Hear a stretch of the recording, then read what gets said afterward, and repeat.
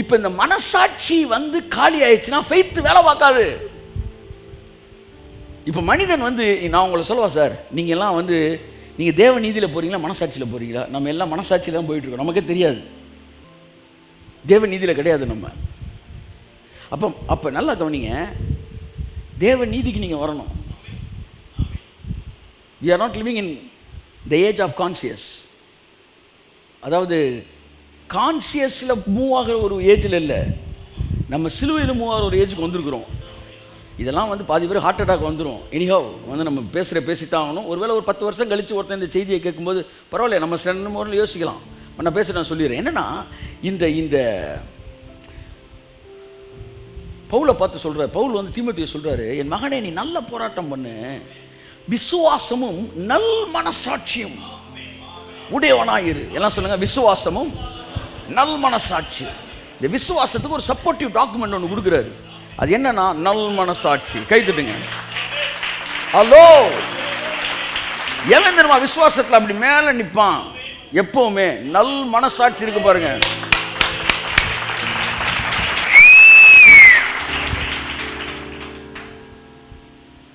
எப்படி நல் மனசாட்சி தைரியமா ஒரு விசில போட்டிருப்பேன் நான். எத்தனை பேர் குற்ற மனசாட்சியில் விசில் அடிக்காம இருக்கிறீங்க? அப்ப நல் மனசாட்சி உடையவனுக்கு எப்பவுமே ஃபெய்த் டாப்ல தான் நிற்கும். நீ ஃபெய்த்தில் பாஸ் ஆகணும்னா நல் மனசாட்சியில் பாஸ் ஆகணும். இன்னைக்கு அதான் பேசுறேன். பிரேயருக்கு ரொம்ப முக்கியம் ஃபெய்த்னு சொல்றீங்க, ஃபெய்த்துக்கு ரொம்ப முக்கியம் நல் மனசாட்சி. பைபிளில் ஃபெய்த்தில் மூவ் ஆனவங்க, ஃபெய்த்தில் வானத்தை அடைச்சவங்களாம் இருக்கிறாங்க. அவங்கெல்லாம் உள்ளுக்குள் நோண்டி போய் பார்த்தீங்கன்னா குட் கான்சியஸ் அவங்களுக்கு இருக்கும், நல் மனசாட்சி இருக்கும். என் மகனே மகளே, devil is an accuser. He wants to spoil and damage your relationship with the heavenly Father. So he wants to spoil the faith by breaking the conscience, good conscience. ரொம்ப பயங்கரமான subject இது. இதுக்குள்ள ஊடுருவி போய் தூணை போட்டு வச்சுட்டீங்கன்னு வச்சுக்கோங்களேன், அந்த அஸ்திபார தூண்லாம் வந்து மேலே 10 மாடி நிற்கும். ஆனால் உள்ளுக்குள்ளே இருக்கிற தூண் எதுனா இதுதான், பில்லர் இதுதான், பைல்ஸ் இதுதான். நல்லா கவனிங்க. நீயோ ஒரு பெரிய தலைவன் தன்னை ஃபாலோ பண்ணுற ஒருத்தனுக்கு எவ்வளோ அழகாக சொல்லித்தரான் பாருங்க. என் குமாரனாகிய தீமோத்தேயுவே ஒரு போராட்டம் நீ பண்ணணும், நல்ல போராட்டம். என்னன்னா, நீயோ விசுவாசமும் நல் மனசாட்சி உடையவனாயிரு. விசுவாசத்தில் வானத்தை அடைத்து போட்ட ஆயிரக்கணக்கான ஊழியர்கள் உலக சரித்திரத்தில் இருந்தார்கள். எலியா ஒரு மாபெரும் விசுவாச வீரன். அவன்கிட்ட போய் கேட்டீங்கன்னா, என்ன சார் எப்படி சார் நீங்கள் வந்து ராஜாவே அவன் பார்த்து, நீயும் உங்கள் ஆத்தாக்காரையும் உங்கள் அப்பனும் தான் அந்த நாட்டை கெடுத்து வச்சிருக்கீங்க, இப்படி ஆகாபுக்கு முன்பாக பேசுகிறான். இங்கே பாரு, என்னை பற்றி பேசு. ஆகாப் சொல்கிறான், எங்கள் அம்மா பற்றி பேசுகிற, நீ எங்கள் அப்பா பற்றி பேசுகிற அப்படின்னு ஒரு ராஜா பேசுகிறான். அவனை பார்த்து சொல்கிறான், நீயும் உன் தகப்பன் வீட்டார் தானே நாட்டை குட்டிச்சவராக்கி வச்சிருக்கீங்க, திருட்டு போயிடலாம். நீயோ விசுவாசமும். எலியா சொல்றான், இவ்வளவு தைரியமா நீ பேசுனியா? என்ன தைரியம்னா சொன்னா, தேவனுடைய சமூகத்தில் நிற்கிறவனாகிய நான். The good conscience, it always gave him the faith and boldness. ஏன் உனக்குள்ள நீ தைரியம் இல்லைன்னு நான் சொல்லவா? பாவம் கூட கிடையாது. இப்போ அர்த்தம் பேச போகிறேன், அதெல்லாம் பேச போறீங்களா? நீ பேசியே ஆவேன். இன்னைக்கு இருக்கிற ஸ்பிரிட்ல நீ பேசிடணும். ஆமாம், நீங்கள் போல சொல்லுங்க, sin is not a problem because it is already dealt on the cross. பாவம் ஒரு விஷயமே கிடையாது, ஏன்னா அது சிலுவையிலே தீர்வு செய்யப்பட்டது. அப்ப இனிமே சின்ன வச்சு உங்கள்கிட்ட வேலை பார்க்க முடியாது. என்ன சொல்லுங்க? அப்ப வேற ஒரு ஆயுதம் எனக்கு தேவைப்படுது. கையத்தட்டு பிசாசுக்கு இப்ப வேற ஒரு ஆயுதம் தேவைப்படுது. ஏனென்றால் இனிமே சின்ன வச்சு வேலை பார்க்க முடியாது. அதனால வேற எதை வச்சு வேலை பார்க்கலாம்? சின்ன டீல் பண்ணதே அவன் கண்ணுக்கு தெரியாம வச்சு சின் கான்சியஸ்ல டீல் பண்ணா ஃபெய்த் டேமேஜ் ஆயிரும்ல. அப்ப நல்லா எலியாவை பாருங்க, ஃபெய்த்ல டாப்பா இருக்கிறான். எப்படா டாப்பா இருக்கிறான் அப்படின்னா, கான்சியஸ் டாப்பா இருக்கு. திடீர்னு ஒரு 360 பாகால் தீர்க்கதரிசி, எவ்வளவு பேரு?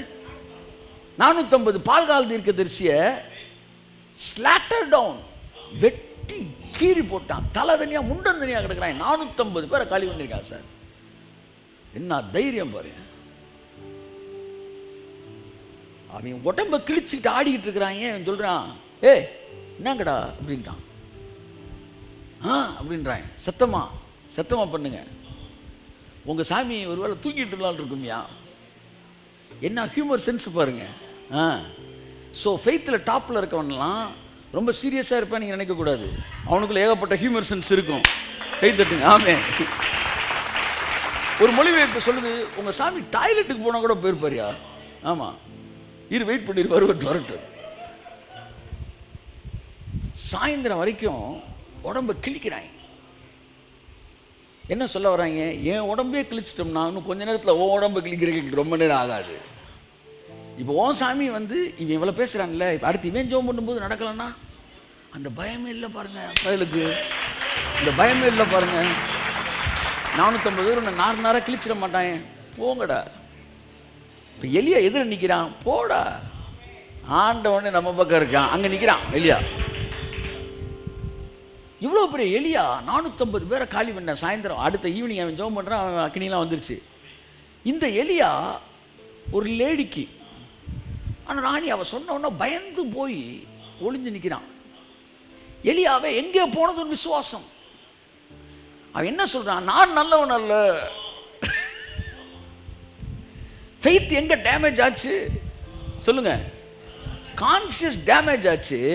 ஃபெய்த்து அதைத்தான் பவுல் சொல்றாங்க, என் குமாரனாகிய தீமோத்தேயுவே, நீ விசுவாசமும் நல் மனசாட்சியும் உடையவனாயிரு. நல் மனசாட்சி எந்த மனுஷன்ட்ட இருக்குதோ, நான் நல்லவன் என்கிற மனசாட்சி எவனுக்கு இருக்கிறதோ, தன் கிரியைகளினாலே நல்லவன் என்பது அல்ல. நல்லா கவனிக்கணும். அவன் 5 கொலை பண்ணானா, 2 கொலை தான் சார் பண்ணியிருக்கேன், அவன் கிடையாது. அது கிரியையினால் நல் மனசாட்சி. நான் சொல்வது சிலுவையினால் உண்டாகிற நல் மனசாட்சி, அவர் கரையத்தினால் உண்டாகிற நல் மனசாட்சி. நீயோ விசுவாசம் நல் மனசாட்சி உடையவனா இரு. நான் என்ன பேச வரேன்னா, ஜெபமும் சிலுவையும் அல்லது ஜெபமும் கிருபையும் அல்லது ஜெபமும் பாவமும், இந்த இடத்தை நீ டீல் பண்ணிட்டீங்கன்னா 24 hours உங்களால் ஜெபிக்க முடியும். 365 days உங்களால் ஜெபிக்க முடியும். இந்த லைட் உங்களை அப்படி கொண்டு வரட்டும். அதை நான் சொல்கிறேன். அவன் சொல்லுவான், நடிச்சுட்டு தெரியா நீ, ஏமாத்திட்டு தெரியா நீ, எஸ் கம்பார்ட்மெண்ட்டுக்குள்ளே ஏறுற, பரவாயில்ல நாங்கள் எஸ்க்குள்ளே ஏறிக்கிறோம், நாங்கள் அப்படியே ஊர்ந்து எங்கே வந்துடுவோம், ஏசிக்கு போயிடுவோம். நீ வந்து மதுரை ஜங்ஷன்லேயே தான் நிற்க போகிற. காலையில் நான் மெட்ராஸில் இறங்குவேன், ஆனால் இறங்கும்போது ஏசி கம்பார்ட்மெண்ட்லேருந்து இறங்குவேன்.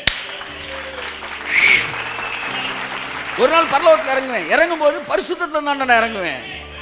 ஏன் தெரியுமா, அன்னைக்கு நீ எல்லாம் ஜெபிக்க பயந்தப்ப நாங்கள் தைரியமாக ஜெபிக்க ஆரம்பித்தோம். நீ ட்ரெயினில் ஏற ஆரம்பித்தப்ப நாங்கள் தைரியமாக ஏற ஆரம்பித்தோம். நீ வந்து ஐயோ கம்பார்ட்மெண்ட் மாறி ஏறினா அது டிக்கெட்டு படி தப்பு என்கிற சுயநீதியில் நீ நின்ன. நாங்கள் ஏறிட்டோம், அன்ரிசர்வ்ல ஏறிட்டோம். அப்படி ஏறத்தான் நீங்கள் உங்களுக்கு சொல்லித்தர போகிறேன். எல்லா நேரத்தையும் ட்ரெயினில் ஏறுவது எப்படி. கைத்தட்டுங்க ஒரு காமெண்ட். ஏறிடணும் உள்ள. Okay okay. இப்போ அடுத்த வசனம் வாசிங்க சீக்கிரம். இந்த நல் மனசாட்சியை சிலர் தள்ளிவிட்டு விசுவாசமாகிய கப்பலை சேதப்படுத்தினார்கள். வாழ்க்கையில் மறக்க முடியாத ஒரு வசனம். பல முறை நான் அதை பற்றி பேசியிருக்கிறேன், ஆனாலும் அது புதிதாகவே இருக்கிறது. இந்த நல் மனசாட்சியை சிலர் தள்ளிவிட்டு விசுவாசமாகிய கப்பலை சேதப்படுத்த. எனக்கு தெரிந்து ஊழியக்காரனின் ஐஸ்வர்யத்தை கிரிட்டிசைஸ் பண்ணுகிற கிரிட்டிக்ஸில் பணக்கார கிரிட்டிக்ஸ்னு ஒருத்தனுமே இல்லை. அவர் யார்? நம்ம இவர் யோவான் 14 வசனத்தை ஜான் வாட்ஸ் தட், அந்த வசனத்தில் கை வச்சு ஜெபிச்சு ஜார்ஜ் முல்லர், அதை விசுவாசிகளின் வந்து தகப்பன் என்னமோ சொல்லுவாங்க, மேன் ஆஃப் ஃபெய்த்னு வாங்க. அவர் ஜெபத்திலே அசைச்சிருக்காரு தெரியுமா உங்களுக்கு? கேளுங்க, அவங்க போய் கேளுங்க. ஆமாம் தெரியுங்களா, அவரெல்லாம் பெரிய விசுவாச தந்தை இல்லை அப்படின்னு வாங்க.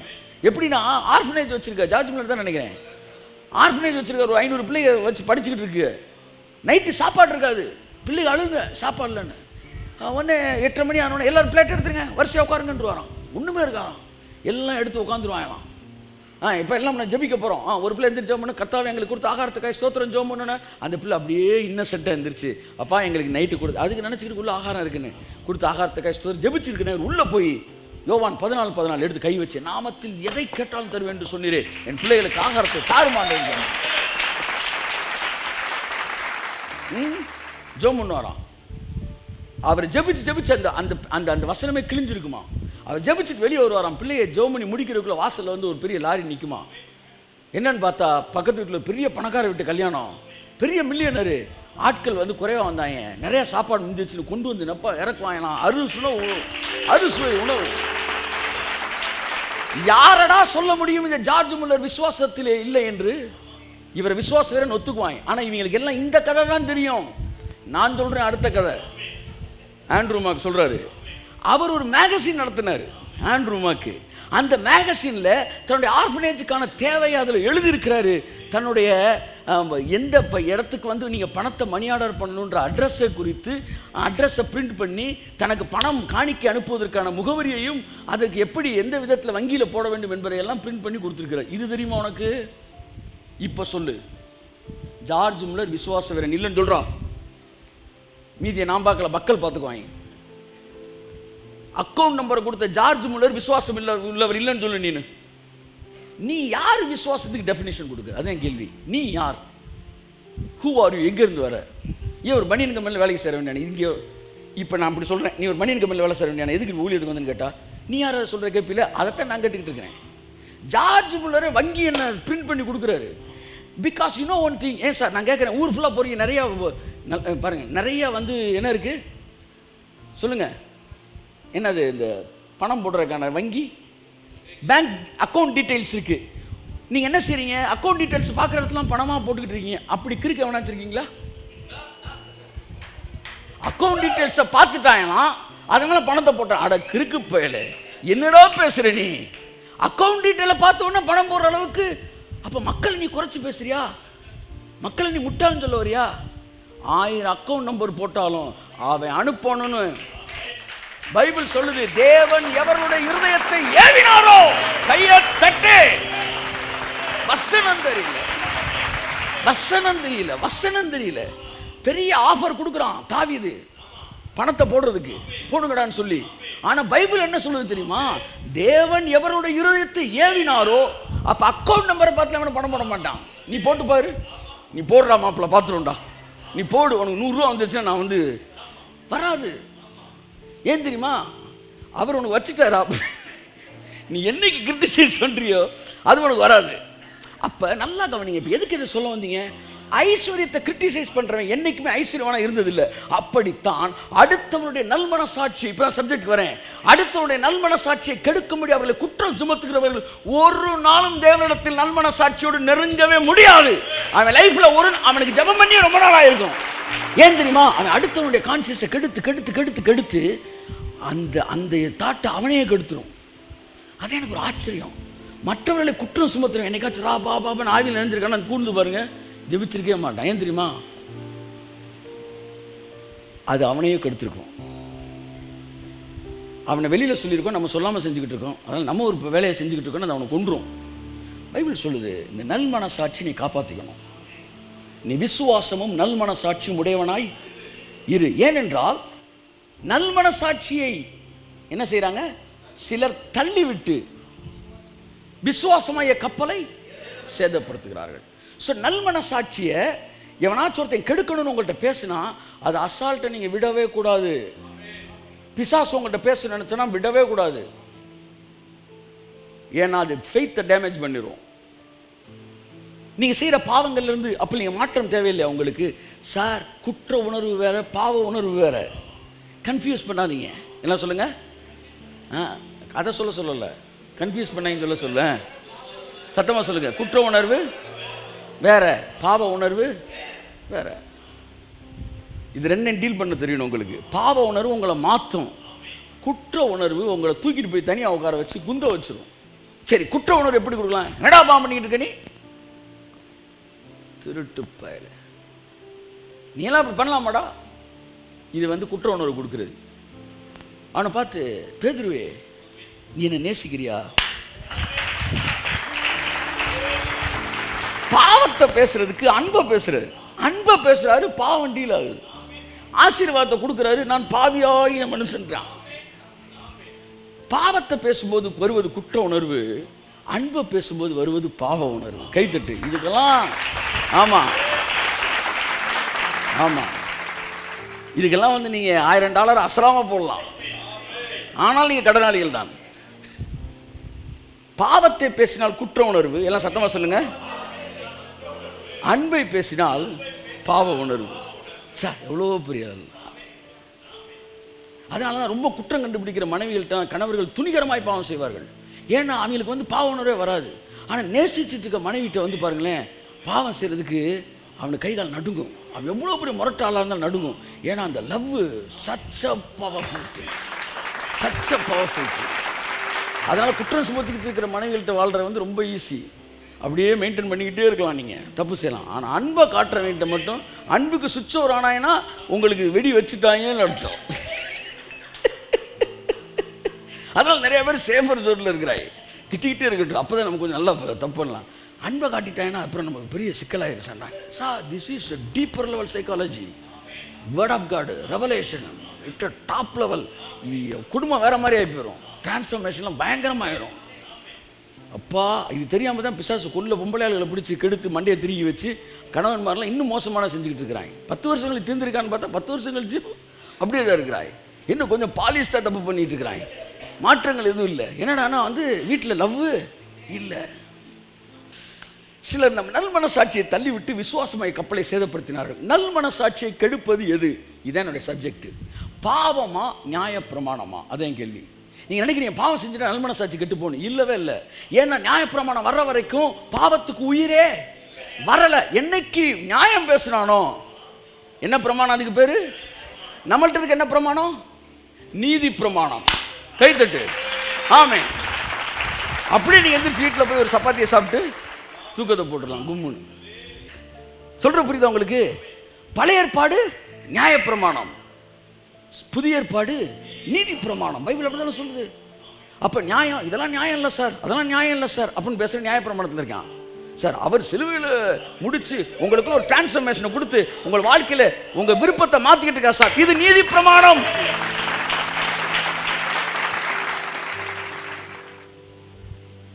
அப்போ நான் கேட்குறேன், நல் மனசாட்சியை கெடுப்பது எது? பாவமா நியாயப்பிரமாணமா? சொல்லுங்க. பாவம் அல்ல. ஏனென்றால் நியாயப்பிரமாணம் வருகிற வரைக்கும் இவன் பாவம் செஞ்சவனுக்குள்ள கூட என்ன இருந்துச்சு? ஜீவன் இருந்துச்சான். ஹலோ சார், இருக்கீங்களா? என்ன சொல்றாரு பவுல்? வாசிங்க, ரோமர் 7:8-9 வாசிப்போம். பாவமானது கற்பனையினாலே சமயம் பெற்று சகலவித இச்சைகளையும் என்னில் நடப்பித்தது. எதனாலே சமயம் பெற்று? கற்பனையினாலே. கற்பனைனா எது? 10 கற்பனை. நீங்க இமேஜினேஷன் நினைச்சிடக்கூடாது.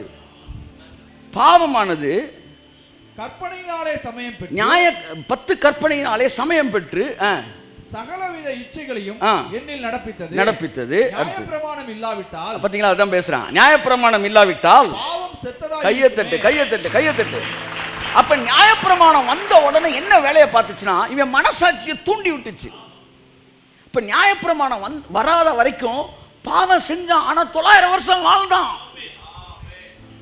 என்னைக்கு நியாயப்பிரமாணம் வந்து நீ ஒரு பாவி என்கிற சத்தம் வந்துச்சோ, எங்க வந்துட்டான்? 70 வருஷத்துக்கு வந்துட்டான். 10ல் 1 மாத்திருச்சு. அதனால உலகத்தான் பாருங்க, பாவம் செய்வான், அவன் பாட்டுக்கு கும்முன்னு இருக்கிறான். பைபிள் சொல்லுது. அடுத்த வசனம் வாசிங்க. முன்னே நியாயப்பிரமாணம் இல்லாதவனாய் இருந்தபோது நான் ஜீவன் உள்ளவனாய் இருந்தேன். பார்த்தீங்களா சார்?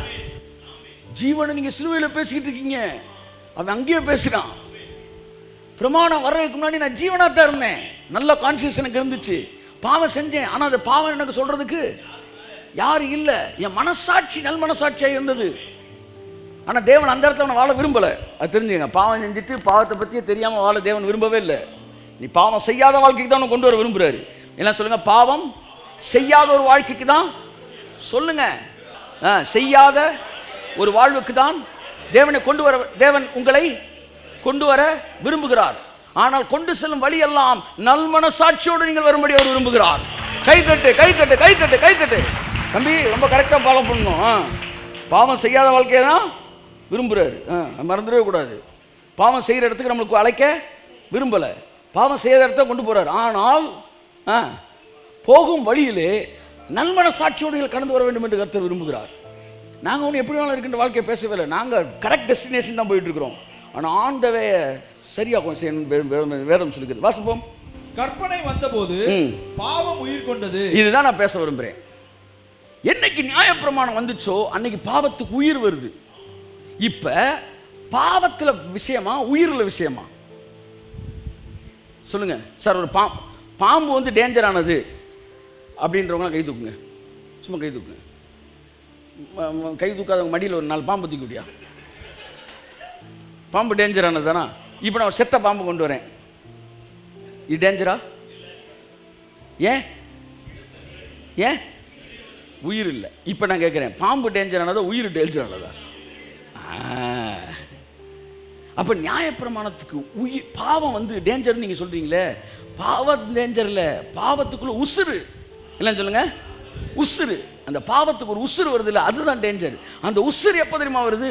நியாயப்பிரமாணம் வரும்போது வருது. அப்போ நியாயப்பிரமாணம் எவ்வளோ நல்ல விஷயம் பாருங்க. அது வந்தப்போ பாம்புக்கு உயிர் வந்துருச்சு. ஏன்னா அந்த நியாயப்பிரமாணம் வந்து உங்களுக்குள்ள மனசாட்சியை வந்து குற்ற மனசாட்சி ஆக்குச்சுல, ஆக்குன உடனே பாவத்துக்கு உசுறு வந்துருச்சு. ஐயோ அப்போ நியாயப்பிரமாணம் டேஞ்சர் தானே, அதை வேணா டெலீட் பண்ணுங்கன்றீங்க. அவர் சொல்ல, டே நியாயப்பிரமாணம் நல்லது தான். அப்புறம் அதை வச்சு அதுதானே இவனை இவனை சாக வச்சுச்சு. அதை வச்சு பிசாசு வேலை பார்த்தான். புரியுதா? இன்னைக்கு ஒரு விஷயம் சொல்கிறேன், நல்லதாய் தோன்றுகிறவைகளை வைத்துதான் உங்கள் வாழ்க்கையில் அத்தனை அழிவுகளையும் பிசாசு வந்து கொண்டு இருக்கிறான். எல்லாம் சொல்லுங்க, நல்லதாய் தோன்றுகிறவைகளை வைத்து தான் என் வாழ்க்கையில் எல்லா அழிவையும் பிசாசு கொண்டு இருக்கிறான். நான் முடிக்கிறேன், ஷார்ட்டாக முடிக்கிறேன். பிசாசு நன்மையானவர்களை கொண்டு வந்து மரணத்தை தருகிறான். நல்ல மதம், டிசிப்ளின், பரிசுத்தம், ஒழுக்கம், இதை பற்றியே பேசி பேசி பேசி பேசி பேசி மக்களுக்கு குற்ற உணர்ச்சி சபையில் கொடுத்துக்கிட்டு இருக்கிறாங்க. ஆனால் பேசுறதுலாம் எது சொல்லுங்க சொல்லுங்க சார்? ஒழுக்கம். இப்போ உங்கள் அத்தனை பேரையும் நான் வந்து இப்போ நல்ல விஷயத்தை சொல்லி உங்கள் 50 பேரையும் காலி பண்ணவா? இப்போ காலையில் 5 மணிக்கு எந்திரிச்சு கடவுளை தேடணும். நீ எல்லாம் என்ன மனுஷன்? நீனு நான் வசனத்தை வச்சு தான் இப்போ உங்களை கொண்டுகிட்டு இருக்கேன். காலையில் 5 மணிக்கு எந்திரிச்சு கடவுளை தேடலைன்னா ஏண்டா? இப்போ நான் ஒரே ஒரு கேள்வி கேட்குறேன். 5 மணிக்கு வந்து ஒரு 10,000 ரூபா நீங்கள் போய் கலெக்டர் ஆஃபீஸ்ல தருவான், என்ன போக மாட்டேன் நீ? அப்போ 10,000 ரூபாய்க்கு நீ போய் நிற்கிற, ஆனால் கடவுளை தேட வரலையே. இப்படியே நான் 3 நிமிஷம் பேசுகிறேன்னு வச்சுக்காங்களேன், சேருக்கு கீழே போயிருவீங்க நீங்கள். ஆனால் எதை வச்சு தான் இப்போ உங்களை காலி பண்ணிகிட்டு இருக்கிறேன்? நல்ல விஷயத்தை, நல்ல குடி, ஆமாம் நல்ல விஷயத்தை தான். இப்படி சபையில் பேசுகிறதெல்லாம் நல்ல விஷயம். ஆனால் மக்களை காலி பண்ணிகிட்டு இருக்கிறாங்க. பைபிள் தெளிவாக சொல்லுது, பிசாசு நன்மையானவைகளை கொண்டு ஜனங்களை வந்து காலி பண்ணானோ, தீமையை கொண்டு வந்தானோ. அந்த வசனமே இருக்கே, அங்கே வசனமாகவே இருக்கே, வாசிங்க. 13. இப்படி இருக்க நன்மையானது எனக்கு மரணமாயிற்றோ? அப்படி அல்ல, பாவமே எனக்கு மரணமாயிற்று. பாவம் கற்பனையினாலே மிகுந்த பாவம் உள்ளதாகும் படிக்கும். அது இங்கதான் வசனம் நிக்குது. நன்மையானதை கொண்டு எனக்கு மரணத்தை உண்டாக்கினது. கையை தட்டு. ஆமென். சோ இன்னைக்கு நீங்க என்ன சொல்ல வரீங்க? உன்கிட்ட நன்மையை பேசுற மாதிரியே பேசி, உன்கிட்ட நன்மையை பேசுற மாதிரியே பேசி உனக்கு மரணத்தை கொண்டு வர வைக்க பிசாசினால் முடியும். நீதி நியாயத்தை பேசி, ஒழுக்கத்தை பேசி, பரிசுத்தத்தை பேசி, நன்மைகளை பேசுற மாதிரியே பேசி உங்களுக்கு மரணத்தை கொண்டு வர பிசாசால முடியும். ஆனா இயேசு மரணத்தை கொண்டு வரல, நானோ உங்களுக்கு ஜீவன் உண்டாயிருக்கவும் அந்த ஜீவன் பரிபூர்ணப்படவும் வந்தேன் என்று இயேசு சொன்னார். சரி, இப்ப எய்தாப்புல இருக்கிற பேசுறது நல்லா கவனிங்க, முடிச்சிடறேன். சரியா பேசுறாரா தப்பா பேசுறாரா அப்படின்னு எப்படி கண்டுபிடிக்கலாம்? அவர் நியாயத்தை பேசுறாரா அநியாயத்தை பேசுறாரா கேட்கக்கூடாது. அவர் நல்லதை பேசுறாரா கெட்டது மாதிரி பேசுறாரா கேட்கக்கூடாது. நல்லதை வச்சு கூட பிசாசு பேசுவான். அப்ப எப்படி சார் கண்டுபிடிக்கிறது? அவன் பேச பேச உனக்குள்ள மரணம் வந்துச்சுன்னா அது பிசாசு. அவன் பேச பேச உனக்கு ஜீவன் வந்துச்சுன்னா அது தேவன். நல்லா நல்லா நல்லா நல்லா நல்லா நல்லா